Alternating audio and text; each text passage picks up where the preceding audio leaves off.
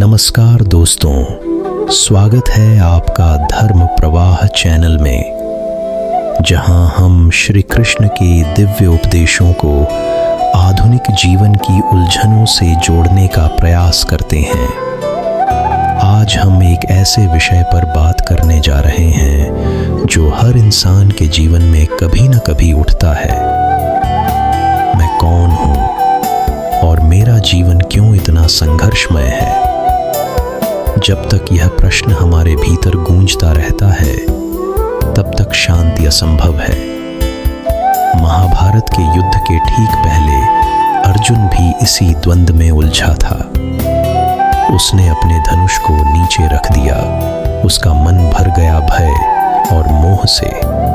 लेकिन उस समय श्री कृष्ण ने जो कहा, वो सिर्फ अर्जुन के लिए नहीं, हम सब के लिए था।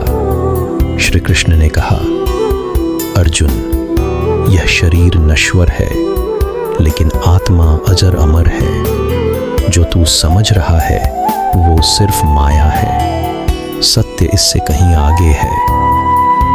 गीता के अध्याय 2 श्लोक 13 में श्री कृष्ण कहते हैं, देहिनोस्मिन् यथा देहे कौमारम यौवनम जरा तथा देहांतर प्राप्तिर धीरस्तत्र न मुह्यति। अर्थात जैसे इस जीवन में शरीर बचपन, यौवन और बुढ़ापे से गुजरता है, वैसे ही मृत्यु के बाद आत्मा एक नए शरीर को प्राप्त करती है। समझदार व्यक्ति कभी मोह या भय में नहीं पड़े रहता। अब सोचिए, जब हम कोई कठिन परिस्थिति झेलते हैं या कोई अपना हमें छोड़ जाता है, तो क्या वास्तव में वह अंत होता है? नहीं। श्री कृष्ण हमें याद दिलाते हैं कि आत्मा अमर है। जीवन सिर्फ एक पड़ाव है, एक यात्रा का हिस्सा। हम जिस दुख को अंत मान लेते हैं, वो तो बस एक अध्याय है। जीवन का ग्रंथ अभी पूरा नहीं हुआ।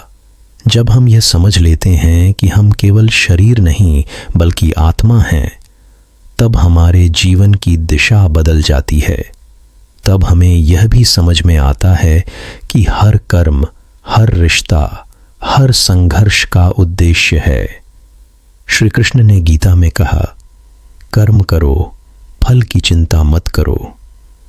क्योंकि जब हम निष्काम भाव से कर्म करते हैं, तो ईश्वर खुद मार्ग प्रशस्त करता है।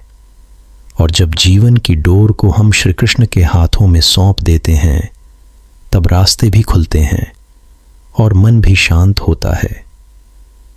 इसलिए दोस्तों, जब भी जीवन थकाने लगे, जब उम्मीदें चूर हो जाएं, तब आंखें बंद कर गीता के उस संदेश को याद करो, मैं आत्मा हूं अजर अमर।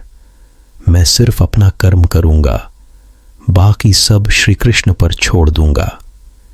यही शांति का मार्ग है, यही मोक्ष की शुरुआत है।